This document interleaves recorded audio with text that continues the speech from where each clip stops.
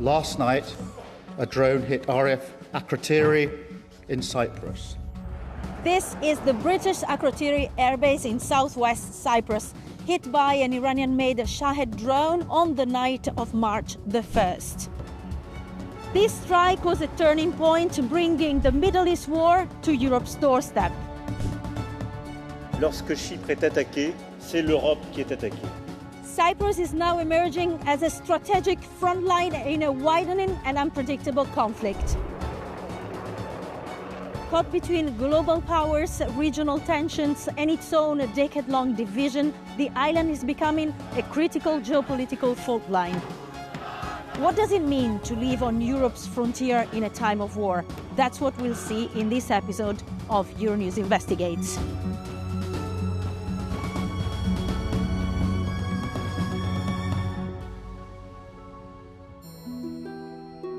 The two British bases in Cyprus are more than lines on a map. These sovereign British bases are not only surrounded by protected wild landscapes, but also by villages where residents have grown used to the constant roar of jets, international patrols, and the reality of living on the edge of a volatile region. The island's position is crucial. Around 100 kilometers from Syria, 180 from Lebanon, and just over 200 kilometers from Israel. Iran is 1,000 kilometers away.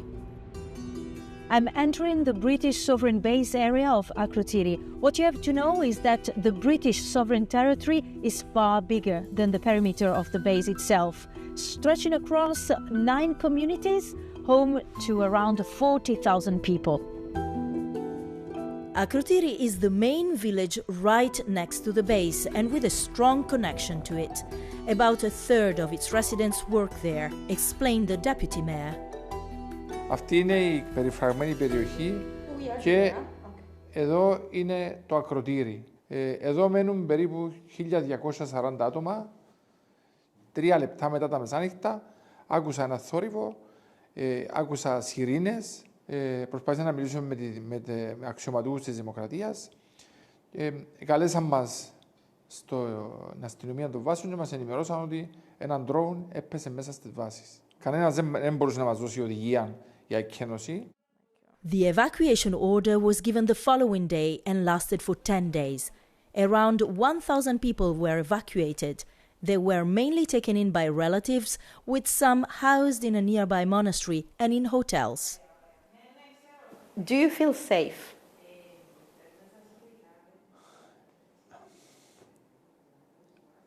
I don't know if I am ready to answer this, αλλά πιστεύω ότι με τα τόσα αμυντικά μέσα που υπάρχουν γύρω μας είναι πολύ δύσκολο να ξεφύγει κάτι να έρθει προς τις βάσεις.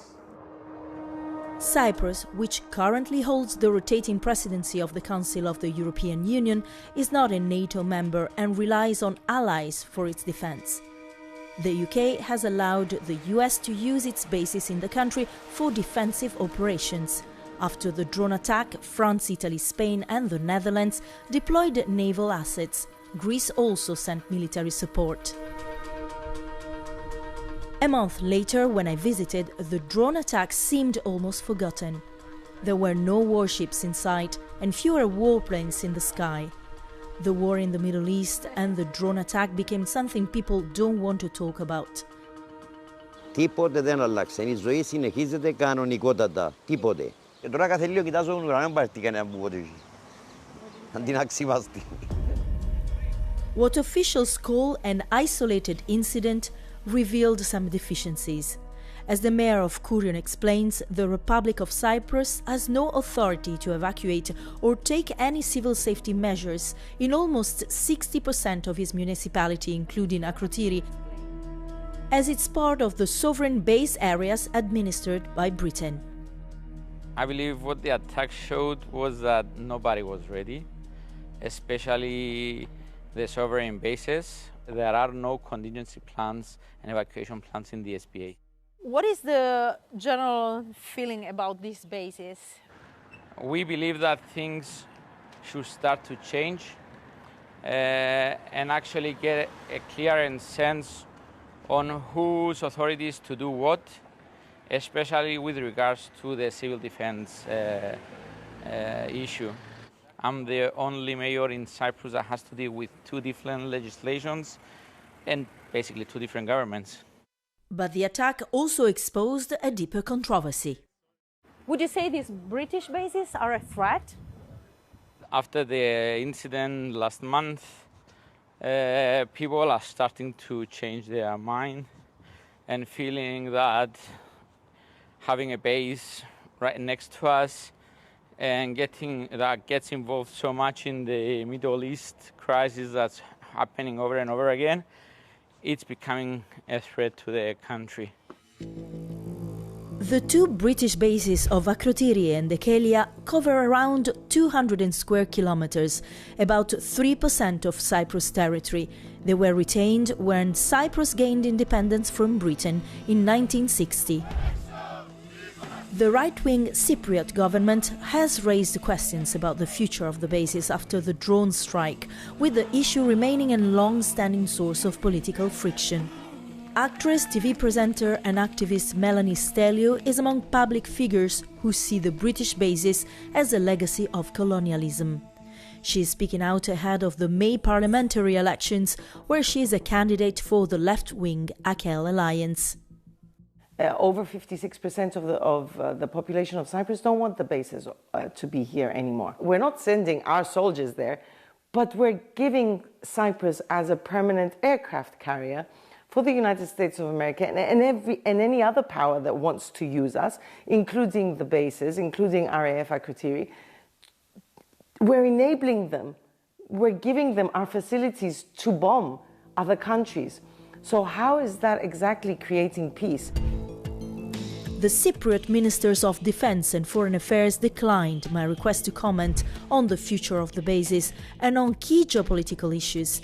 The focus instead appears to be on reassurance, with the economy, especially tourism, as a priority. This key sector, which accounts for around 12% of GDP, is very vulnerable to external shocks like conflict.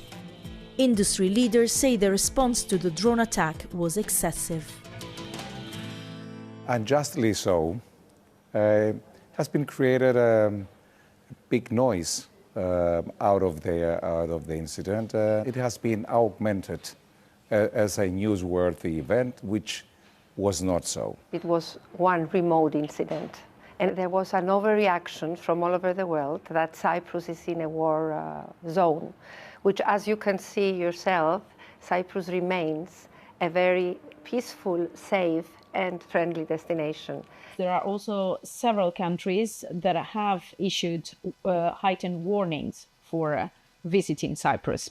We found them overreacting and unjust. Are they overreacting or are we minimizing? Cyprus is open and safe, no matter if the war continues. US and Israeli first strikes on Iran on February 28th hit just as the tourism season in Cyprus was reopening after winter, and hotel bookings fell by nearly 40% in March. Cyprus's Deputy Minister of Tourism says the impact will ultimately depend on how long the conflict lasts. If the conflict ends tomorrow, I believe that at the end of the day we're going to have a very similar performance to the performance of the year before. If the conflict ends at the end of the year, for example, definitely we will observe a reduction in the total number of tourist arrivals, but that will take place for every single country in the Mediterranean zone, especially for those located in the Eastern Mediterranean. Cyprus is not part of the conflict, but it's very close to an unpredictable war. I disagree with you. We are not so close. We are just belonging on the map. Definitely we are thousands of kilometers away from the conflict zone. We are not part of the problem. Cyprus was always acting as a pillar of peace and stability in the area of Eastern Mediterranean. But is the Middle East war altering the balance on the island? Divided since Turkey's 1974 invasion, triggered by a Greek-backed coup pushing for union with Greece, the island remains split between the internationally recognized EU member Republic of Cyprus in the south and the self-declared Turkish Republic of Northern Cyprus, recognized only by Turkey. A 180-kilometer-long UN buffer zone, the Green Line, separates the two. Nicosia is considered the last divided capital in the world, with the Ledra Street checkpoint cutting through its center. I have just crossed into a country that officially doesn't exist. Northern Cyprus is politically dependent on Turkey, a key player in the Middle East crisis. After EU countries deployed military assets in the south, Ankara responded by sending F-16 fighter jets to the north, sparking controversy. I raised this issue with the self-declared Turkish Cypriot administration. Under the gaze of Atatürk, the father of modern Turkey, I sat down with the hardline nationalist foreign minister. Even his title doesn't officially exist, and it felt like stepping into a 3D history book. Why did you receive these several F-16? To show to the world and to the Greek Cypriots that Turkish Cypriots enjoy the support and security of the motherland, Turkey. We are not going to allow the balance, the military balance established on the island since 1974 to be changed. If the Greek Cypriots do anything to upset this military balance on the island, then it is our right and Turkey's right to make sure that this balance is restored. Around 40,000 Turkish troops are stationed in northern Cyprus. The Greek Cypriot side wants them withdrawn, but the Turkish Cypriot side insists they guarantee protection until a peace settlement is reached. Formal negotiations have been stalled since 2017. So is this conflict widening the gap between the north and the south? Obviously, the Turkish Cypriot people, they are becoming more aware that there is no well-meaning policies of the Greek Cypriots that respect Turkish Cypriot rights, Turkish Cypriot entity, Turkish Cypriot sovereignty.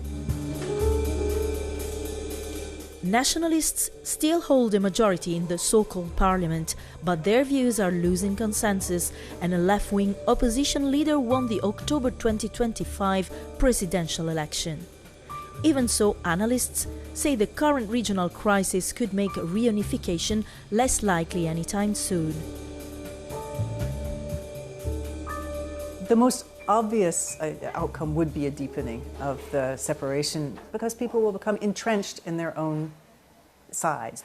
So it's unlikely that, that people would leap to the other side as a result of the conflict unless there was something pushing them there. So unless the UN steps in and says, okay, helping to solve the Cyprus conflict could help us solve other regional issues, but I have a feeling that the United Nations is rather distracted at the moment and probably is not going to be interested enough to take up that opportunity.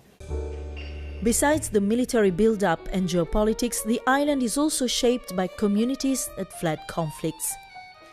Many Israelis and Lebanese have relocated here in search of peace and stability.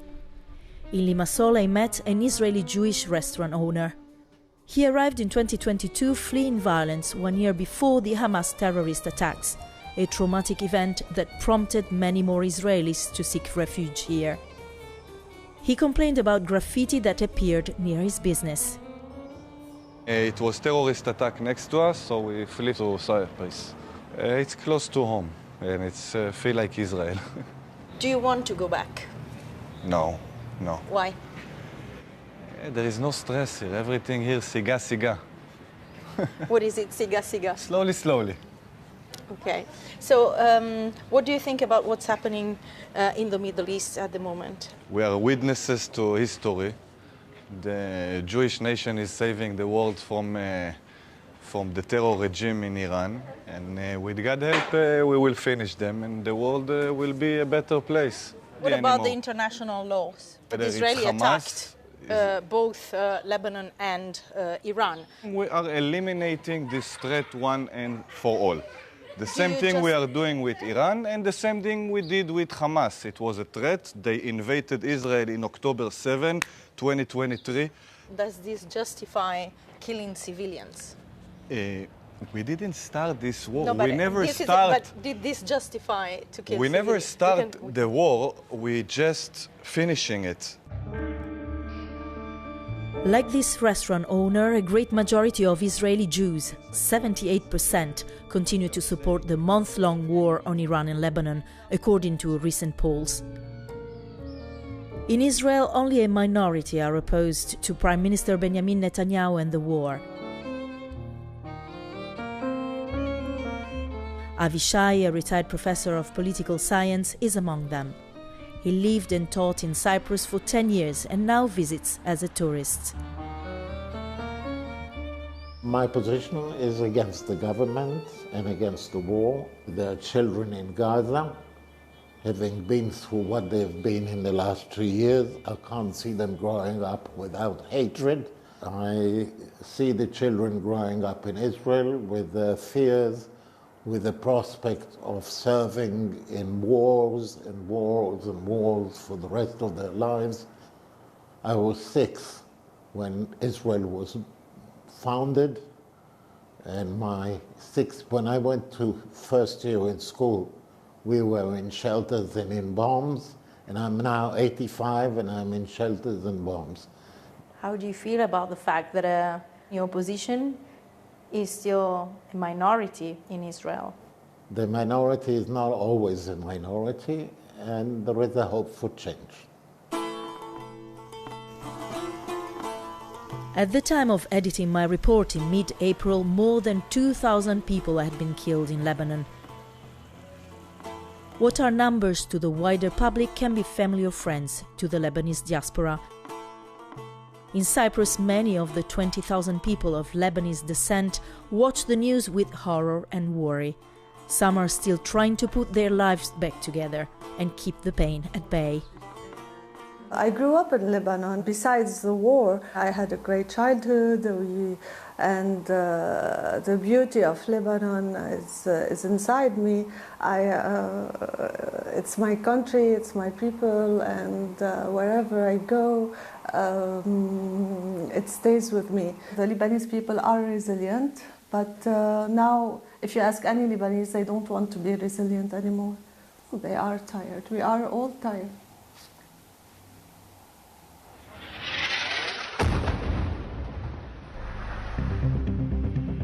Over 3 million people have been displaced in Iran and another 1 million within Lebanon since the war began. Humanitarian agencies warn of a potential refugee crisis.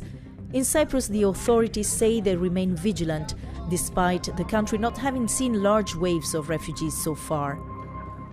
The Cypriot migration minister believes the EU's new pact on migration and asylum should help avoid a repeat of the 2015 crisis, when the Syrian civil war caused the largest refugee movement in Europe since World War II. Things have changed since the last refugee crisis in 2015. We've got more robust legislation, and we believe that we're more ready now to deal with new refugee crisis. We are getting ready for the implementation of the EU Pact on Migration and Asylum in June. It's also been pretty controversial. So are you going to support more people coming towards Cyprus or less people? So the new legislation gives us an opportunity to perform stricter controls at the borders, expedite our asylum procedures, and improve our return procedures as well. So it's a general, comprehensive, cohesive legal framework that will enable us to improve our procedures. If you are going to have hundreds of thousands of people coming from Lebanon or Iran, what's going to happen? We have to examine on an individualized basis each application, of course, in order to ascertain whether these individuals are really in danger. Everyday life in Cyprus goes on as it almost always has, relaxed. The Middle East war watched from afar, as if not looking too directly might keep it at bay. I left Cyprus feeling the island is already being shaped by the war, more than people are aware of, and the authorities are prepared to admit.